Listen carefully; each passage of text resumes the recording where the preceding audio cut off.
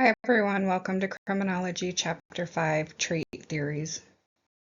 This chapter introduces trait theory and explores how biological, psychological, and cognitive factors contribute to criminal behavior. It covers the historical development of trait theory and explains how biochemical conditions, brain functioning, and genetic factors may influence antisocial behavior. The objectives also include understanding evolutionary explanations for aggression, the key concepts of the psychodynamic perspective, and how behavior is learned through experience and reinforcement. The chapter also examines how thinking patterns and cognitive deficits relate to crime, identifies personality traits linked to criminality, and discusses the ongoing debate over whether intelligence is associated with delinquency. Trait theory suggests that criminal behavior may stem from internal characteristics rather than external circumstances alone. According to this perspective, certain biological and psychological traits can make an individual more prone to engage in criminal activity. These traits may be inherited, shaped early in life, or related to biological or cognitive functioning. Trait theory generally splits into two major branches. One focuses on biological influences, things like genetics, brain structure, hormones, or neurochemical imbalances. Scholars in this area argue that some individuals may have biological conditions that increase impulsivity, aggression, or risk-taking. The other branch emphasizes psychological factors, including personality disorders, mental health challenges, or cognitive development issues that can affect decision-making and behaviors. A related idea is sociobiology, which blends biology with evolutionary theory. Sociobiologists argue that much of human behavior is driven by biological instincts tied to survival and the preservation of the species. From this perspective, certain aggression or antisocial behaviors are viewed as rooted in evolutionary processes, even if they manifest in inappropriate or harmful ways in modern society. Together, these ideas highlight the possibility that crime may have deep internal origins shaped by biology, psychology, or a combination of both, rather than being solely the result of environment or choice. Contemporary trait theory expands on earlier ideas by emphasizing that criminal behavior emerges from a dynamic interaction between personal characteristics and environmental factors. Instead of viewing traits as destiny, the perspective looks at how traits and surroundings work together to influence the behavior. Two major models help explain this interaction: differential susceptibility and individual vulnerability. The differential susceptibility model suggests that traits don't cause crime directly. Instead, certain traits make individuals more sensitive to their environment. For example, a person who is highly reactive or emotionally sensitive might be deeply affected by negative surroundings, such as poor parenting, peer pressure, or neighborhood disorder. Under supportive conditions, these same individuals might thrive, but in harmful environments, the risk of antisocial behavior increases. In this model, traits amplify the impact of external influences. The individual vulnerability model takes a different approach. It proposes a direct link between traits and criminal behavior. According to this, some people develop biological or psychological conditions that make it inherently more difficult for them to function socially. These could include neurological issues, learning difficulties, or mental health challenges. Because these conditions shape behavior from within, they increase the likelihood of engaging in criminal or antisocial acts, regardless of environmental circumstances. Together, these two models highlight the complexity of human behavior. They remind us that traits matter, environments matter, and the relationship between the two help us better understand why individuals respond differently to similar life situations. Biological trait theories start from the idea that each person is biologically unique, and these biological differences can influence the likelihood of engaging in certain behaviors, including criminal behavior. These theories highlight three main areas: a person's biochemical makeup, their genetic code, and their neurological condition. Factors like hormone levels, brain chemistry, inherited traits, or neurological functioning can shape how someone reacts to stress, processes emotions, or controls impulses. At the same time, biological traits don't operate in isolation. Contemporary research emphasizes that the social environment continues to play a major role in shaping behavior. Parents, peers, schools, and neighborhoods all interact with an individual's biological traits. For example, supportive family relationships or positive peer groups can reduce the impact of biological risk factors. And on the other hand, environments marked by neglect, conflict, or disadvantage can intensify underlying vulnerabilities. So, biological trait theories highlight a blend of nature and nurture, where innate personal characteristics create a foundation, but environmental influences help determine how those traits develop and manifest over time. Biological trait theories also examine how biochemical conditions within the body can influence behavior, including the likelihood of engaging in criminal or antisocial acts. The idea here is that what happens chemically inside the body can affect mood, impulse control, aggression, and decision making. One factor is diet. Nutritional deficiencies or imbalances can alter brain functioning. For example, low levels of certain vitamins or minerals may impact concentration, mood regulation, or stress response, which can contribute to problematic behavior in some individuals. Another biochemical issue is hypoglycemia, or abnormally low blood sugar. When blood sugar drops, people may experience irritability, confusion, or difficulty regulating emotions. Some research suggests that these symptoms can increase the risk of impulsive or aggressive behavior in certain situations. Hormonal influences also play a significant role. Hormones like androgens, particularly testosterone, are linked to aggression and dominance behaviors. Higher levels of testosterone don't predetermine criminality, but they may increase the likelihood of risk-taking or confrontational behavior, especially when combined with stressful or hostile environments. And another area of study is premenstrual syndrome, or PMS. Some researchers have explored whether hormonal fluctuations associated with the menstrual cycle can influence mood or emotional regulation in ways that might increase irritability or lower impulse control.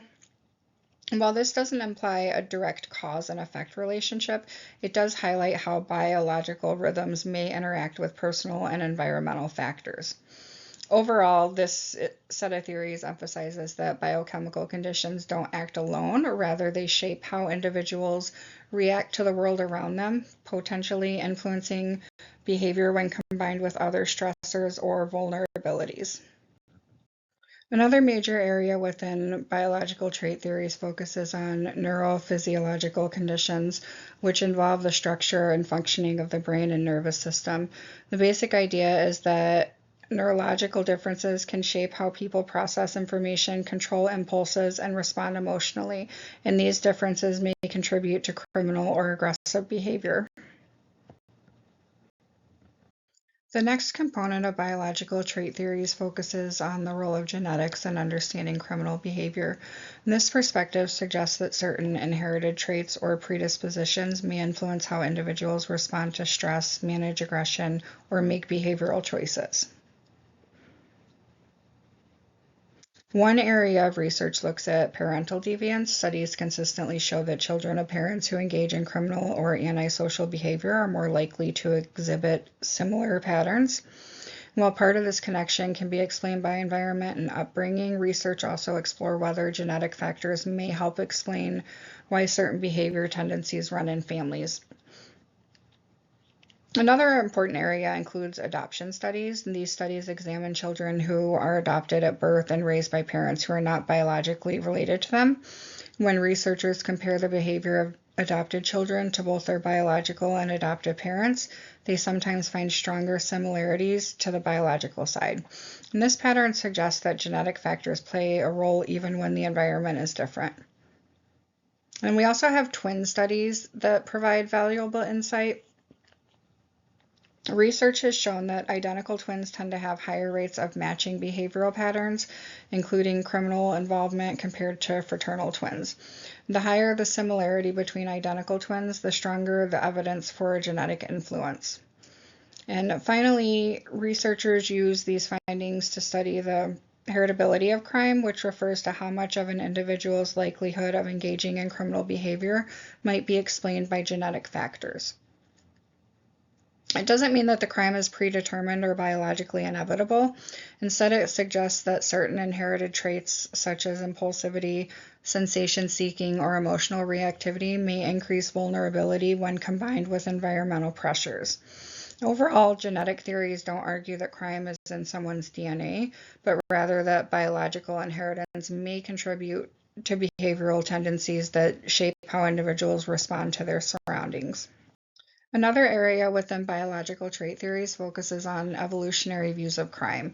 These perspectives draw on the idea that human behavior has been shaped over thousands of years by the pressures of survival, competition, and reproduction. According to this view, behaviors that helped early humans secure resources, protect themselves, or pass on their genes may still influence behavior today, even if those behaviors are no longer adaptive in modern society. A key idea here is that competition for scarce resources played an important role in shaping the human species. Early humans were more aggressive, more dominant, or more willing to take risks, and they may have been better positioned to defend territory, obtain food, or secure mates. Over generations, these traits could have been passed down because they increase the likelihood of survival.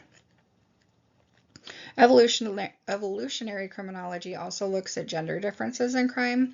Men and women have historically faced different evolutionary pressures, and this may help explain why men are statistically more likely to engage in violent or aggressive behaviors. The theory argues that males who displayed dominant strength or competitive behavior may have had greater reproductive success. As a result, traits linked to aggression or risk-taking could have become more common in the male gene pool. This leads to the idea of survival of the gene pool. From an evolutionary perspective, behaviors that helped individuals reproduce and protect their offspring, whether cooperative or aggressive, were more likely to persist across generations. The theory suggests that aggressive males had a particularly significant impact on genetic evolution because their traits often increase their chances of passing on their genes. These views don't claim that crime is biologically destined. Instead, they propose that some behavioral tendencies rooted in early survival pressures may still influence modern behavior, especially when combined with social, cultural, and environmental factors. The biochemical view argues that criminal behavior, especially violent or unpredictable behavior, can be shaped by chemical processes within the body. The major premises that factors such as diet, vitamin and nutrient intake, hormonal imbalances, or even food allergies can affect emotions, impulse control, and decision making. When these biochemical systems are disrupted, individuals may be more prone to aggressive or antisocial behavior. The neurological view focuses on how the brain itself influences criminal behavior. The central idea is that many individuals involved in criminal or delinquent behavior show signs of brain impairment or dysfunction. Conditions such as ADHD or minimal brain dysfunction are often highlighted because they can interfere with impulse control, attention, and emotional regulation. Like the biochemical theory, the neurological perspective is strong in explaining irrational or impulsive acts of violence, especially when a person struggles to process information or regulate emotions effectively. It also reinforces the idea that environment factors such as trauma, injury, or early childhood experiences interact with neurological vulnerabilities to shape behavior over time. Together, these two views emphasize that biological conditions are important, but they don't operate in isolation. Instead, they interact with the social environment to influence how individuals think, feel, and ultimately how they behave. The genetic view argues that certain criminal traits or predispositions can be inherited. The major premise is that biological similarities between parents and children can help explain similarities in behavior, including tendencies towards aggression, impulsivity, or delinquency. The studies repeatedly show that when parents have a history of criminal behavior, their children face a higher risk of engaging in similar behaviors. While environment also plays a role, genetics may explain why these patterns occur even in different settings. The evolutionary perspective takes a broader, long-term approach by suggesting that certain traits become ingrained in the human species as we evolve. As early humans competed for survival, traits such as aggressiveness, dominance, risk-taking, and territorial behavior may have offered advantages. Over time, these traits could have been passed down through generations. Together, these theories highlight the complex ways biology, both inherited and evolutionary, can shape behavior while still interacting with environmental and social influences. The psychological traits perspective focuses on how personality, emotional development, and early childhood experiences influence behavior, including the likelihood of criminal or antisocial actions. One of the foundational approaches within this view is the psychodynamic perspective, which originated with the work of Sigmund Freud. Freud proposed that personality is shaped by the interaction of three core components: the ID, the ego, and the superego. The ID represents basic instincts and drives, especially the desire for immediate gratification. It operates on impulse and emotion rather than logic. The ego develops to help us navigate the real world. It's the rational part of personality that balances the demands of the ID with the constraints of reality. The superego represents internalized values, morals, and social rules. It guides our sense of right and wrong. Freud believed that imbalances or conflicts among these three components can lead to behavioral problems.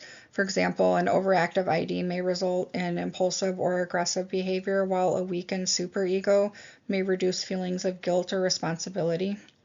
Psychodynamic theorists suggest that unresolved childhood trauma, neglect, or poor family relationships may increase the risk of antisocial behavior later in life. Another important idea within psychological trait theory is attachment theory. This perspective emphasizes the importance of forming strong emotional bonds early in life. A secure attachment to a caregiver, one marked by trust, safety, and responsiveness, is essential for healthy emotional development. When children experience inconsistent care, neglect, or broken attachments, they may struggle with empathy, emotional regulation, and relationships as adults. These difficulties can increase vulnerability to antisocial or criminal behavior. Taken together, the psychodynamic and attachment perspectives underscore how deeply early life experiences and emotional development can shape behavior across the lifespan. The behavioral perspective focuses on how individuals learn behaviors, both positive and negative, through their interactions with the world around them. This view argues that criminal or aggressive behavior is not innate, rather it is learned through experience and reinforced over time. One foundation of this perspective is behavior theory, which proposes that behavior is shaped by rewards and punishments. When a behavior is reinforced, meaning it brings a reward, relief, or some perceived benefit, it becomes more likely to be repeated. On the other hand, when behavior leads to punishment or negative consequences, it tends to decrease or disappear. From this viewpoint, crime may occur when antisocial actions are rewarded, such as gaining money, status, or approval from peers. Building on this, social learning theory suggests that people learn aggressive or antisocial behaviors by observing others. This learning often occurs through family, peers, or exposure to violence in the community. Individuals watch how others behave, what consequences follow, and then imitate those actions. According to this theory, aggression is not just imitated, it's practiced, reinforced, and eventually internalized. A key element within this perspective is behavior modeling, which refers to how people adopt behaviors by watching role models. When individuals consistently observe violence or manipulation, whether from parents, peers, or public figures, those behaviors can begin to feel normal or justified. This helps explain why exposure to violent environments can increase the likelihood of aggressive behavior later on. Personal experience plays a major role in shaping behavior. Family interactions, such as harsh discipline and consistent parenting or exposure to domestic conflict, can teach aggressive responses to stress. Environmental experiences, like living in high-crime neighborhoods or being surrounded by deviant peers, reinforce these behaviors even further. And in our modern world, mass media, including television, films, and video games, can also serve as powerful sources or behavioral modeling, especially when violence is portrayed as exciting, justified, or without meaningful consequences. Together, the behavioral and social learning perspectives emphasize that criminal behavior is acquired and reinforced through daily interactions, shaping how individuals respond to challenges, conflict, and stress. Social learning theory provides a deeper look into how people learn aggressive behavior or antisocial behavior rather than viewing aggression as a random response.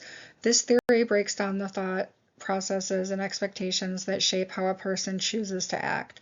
One key element is arousal. Certain events like conflict, frustration, or perceived threats trigger heightened emotional or physiological arousal.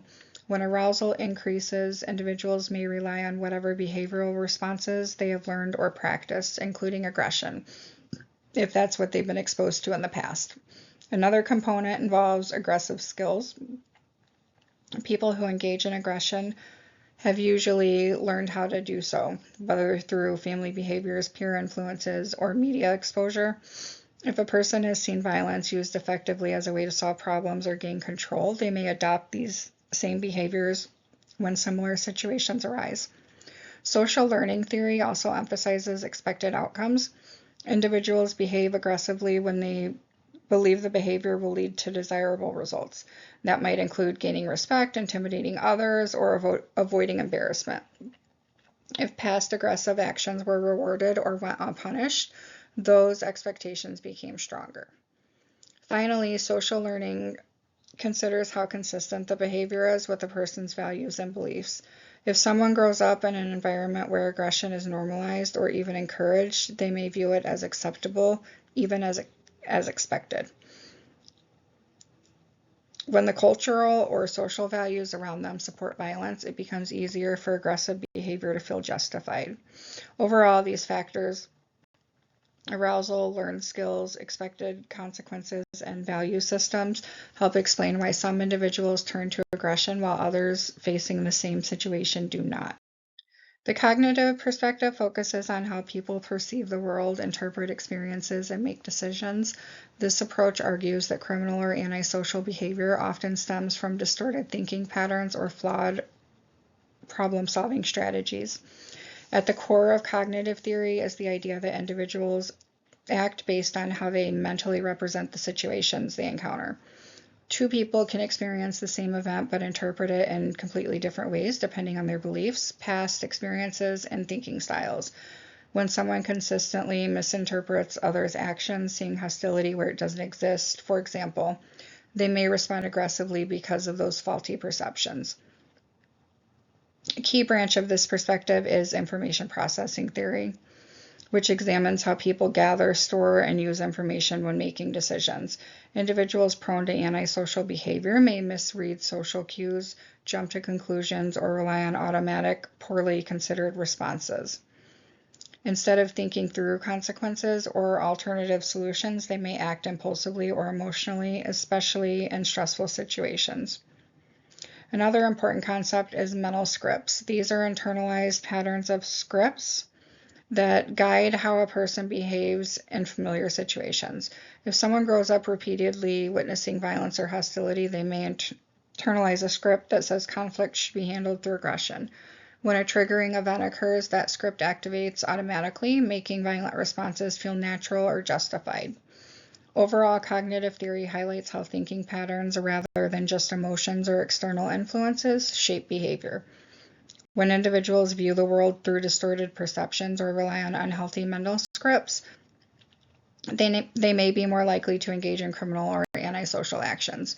Changing these patterns through cognitive-based interventions can play a powerful role in reducing crimes. Personality-based theories argue that stable patterns of thoughts, emotions, and behavior shape how people handle stress in social situations, which can influence criminal tendencies. Hans Eisnick's Penn model highlights three key traits: psychoticism, extroversion, and neuroticism, and suggests that extreme scores on any of them can increase the risk of antisocial behavior. Psychopathic or antisocial personality traits like low empathy, manipulativeness, and chronic rule breaking further heighten the likelihood of deviant and violent actions. Overall, personality traits don't cause crime on their own, but they can create vulnerabilities, especially when paired with negative environments or stressors. The intelligence crime debate, often called the IQ crime controversy, examines whether low intelligence contributes to delinquency or whether both are shaped by broader social and environmental factors. Hershey and Hendling argue that lower IQ can lead to poor school performance, and school failure is strongly linked to later delinquency. Academic struggles like failing classes or feeling alienated can create frustration, disengagement, and negative peer associations that increase antisocial behavior. Lower cognitive abilities may also hinder problem solving, impulse control, and understanding consequences. Murray and Herrnstein took a stronger stance, claiming that low intelligence directly increases the likelihood of criminality because it contributes to school difficulties, limited job opportunities, and greater involvement with deviant peers. Although controversial, their argument highlights how cognitive ability can shape life chances, and when opportunities narrow, the risk of delinquency rises. Overall, the debate emphasizes that intelligence does not cause crime outright, but can influence developmental pathways, especially in school, that affect long-term behavioral outcomes. Mental illness does not automatically lead to crime, but certain disorders and life circumstances can increase vulnerability to antisocial or risky behavior. Mental disorders often arise from overlapping influences, including genetic predisposition, traumatic or unstable family environments, brain injuries affecting impulse control and judgment, and substance abuse, which can trigger or worsen symptoms and contribute to poor decision making. Learned experiences in abusive or chaotic households can also shape long-term emotional and behavioral problems. Several disorders show stronger associations with crime behavior, such as mood and anxiety disorders, where emotional dysregulation may lead to impulsive acts. Oppositional defiant disorder in childhood and more severe conditions like schizophrenia or bipolar disorder, especially when untreated or combined with substance use. Overall, mental disorders do not cause crime on their own. Crime is more likely when psychological vulnerabilities intersect with environmental stressors, substance use, limited support, and lack of treatment, underscoring the need for prevention and rehabilitation strategies. Evaluating trait theory requires looking at both its criticisms and its strengths. Early versions were criticized for racial and scientific bias, often implying that people in certain neighborhoods or low-income areas were biologically prone to crime. These claims overlooked the powerful effects of social inequality, discrimination, and limited resources, placing unfair blame on individuals rather than structural conditions. Modern trait theories have shifted away from these assumptions. Contemporary researchers emphasize that biological or psychological traits do not determine criminal behavior on their own. Instead, traits such as aggression or impulsivity only become problematic when combined with negative environmental factors like trauma, stress, neglect, or chaotic living situations. Many people have vulnerabilities but never engage in crime because they're supported by stable, healthy environments. Today's evaluation of trait theory reflects a more balanced view, one that acknowledges biological and psychological influences while fully integrating environmental context.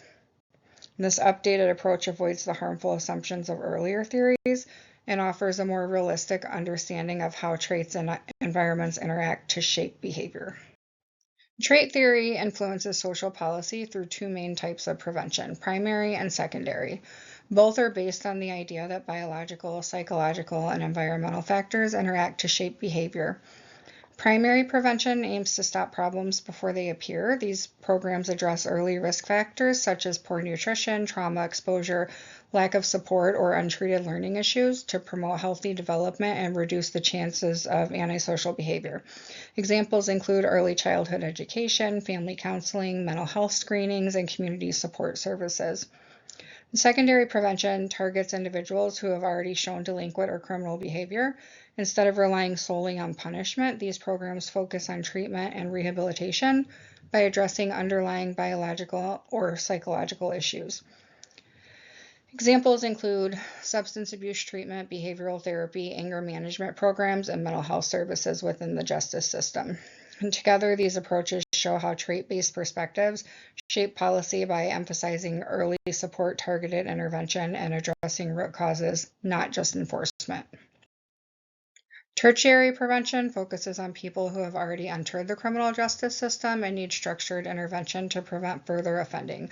Unlike primary and secondary prevention, which intervene before or soon after problem behaviors appear, tertiary programs occur after adjudication, sentencing, and incarceration.